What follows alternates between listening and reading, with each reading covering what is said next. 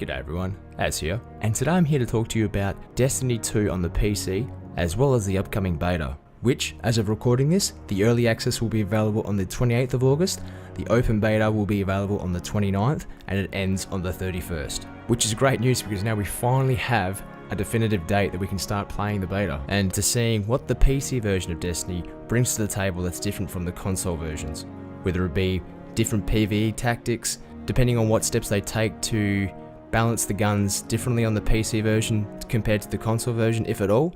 We could see an entirely different gun meta, which is one of the main reasons why I'm so excited to get my teeth into the Destiny 2 beta. Another thing I'm super excited about is being able to play Destiny with a mouse and keyboard, finally, and seeing how much better it feels, how much more responsive and accurate I am. And who knows, I actually might do a little bit better in PvP. Probably not though. But enough beating around the bush. So let's get to the nitty gritties and talk about everything we know so far.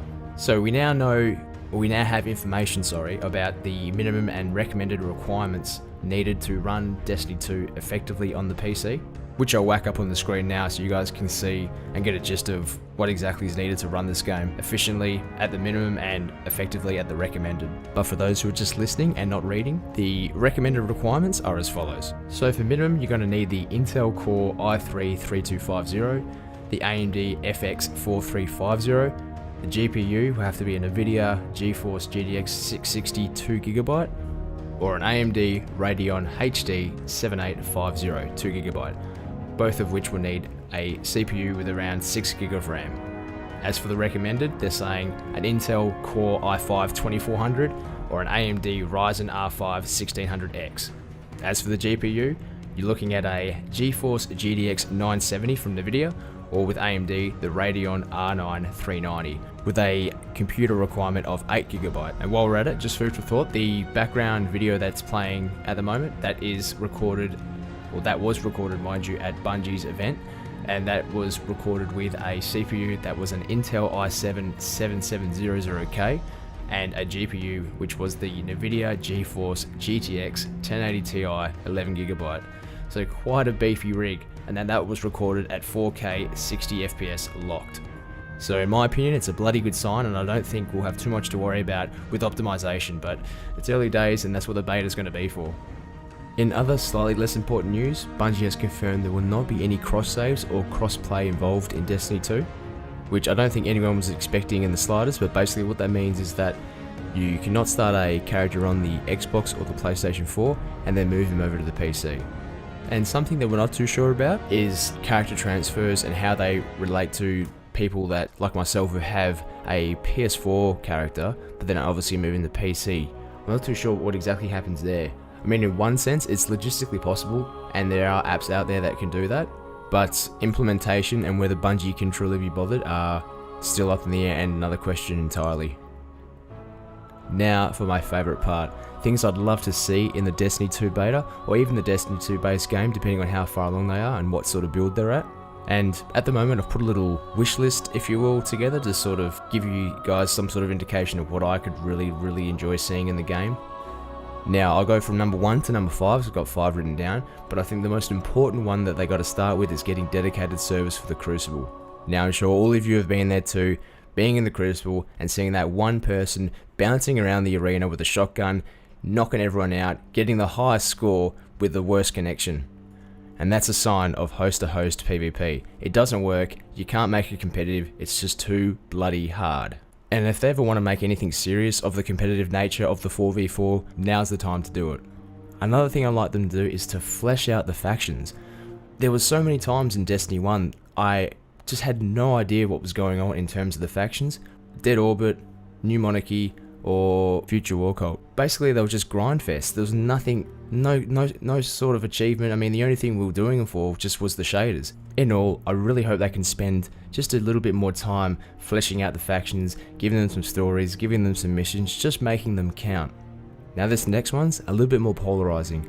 I'd really like to see scaling for up to 4 players in the PvE, in the strikes, in the nightfalls, etc.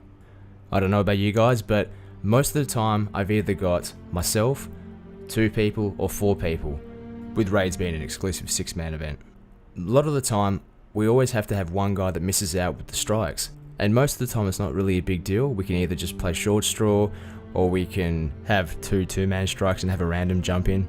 But ideally, I mean, with Borderlands you have 4 people. The times on the Nintendo GameCube and the N64, you had up to 4 people. 4 people just always made more sense to me, so I'm not too sure where the 3-man strikes came from. And in my opinion, I don't think it'd be that hard to implement. All they'd have to do is upscale the leveling and upscale the health. Anyway, I hope that's something they can consider, because I would really love to play 4-man strikes. I think that would just make the game so much better. Now, number 4 is movement speeds. They have significantly altered the movement speeds to be slower than the previous game. I'm not too sure why, but it was very much noticeable.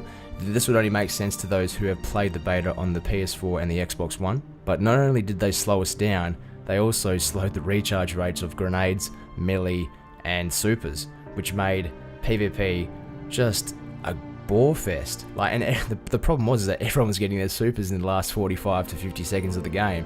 So all of a sudden it went from nothing to Explosion City, which I think is going to be very bad for the PvP meta, and I really hope they change that soon. Otherwise, a lot of people are just going to be shying away from PvP because it's just not an enjoyable aspect of the game. Now, last but not least, and equally as important in my opinion, is the ability to customize your hairstyles and your facial hair. Now this one obviously is a little bit less important, mind you, but it's something I'd really like to see, and something that they could easily implement into the game. I'm sure there's many of you out there like myself who joked around a little bit at the character creation point, made our guardians just a little bit silly, and then later regretted it once we wanted to become serious with the game. My Titan from D1, for instance, has a pink mohawk, so when the ability to wear helmets in the tower became an option, let's just say I definitely started doing it. So there we have it, release dates, PC specs, and just a few bits and pieces of what I think would make the game just that little bit better. But anyway, that's enough rambling from me. I hope you guys all enjoyed the video. Please leave a like if you did, dislike if you didn't, but more importantly, leave a comment down below. Let me know what you think. The positives, the negatives, the constructive criticism, it all helps in building this channel and letting me know what you guys want to see. And if you enjoy the content and you want to see more, don't forget to click the subscribe button. I'll be covering Destiny 2 on the PC from here on out. But for now, I'll see you next time.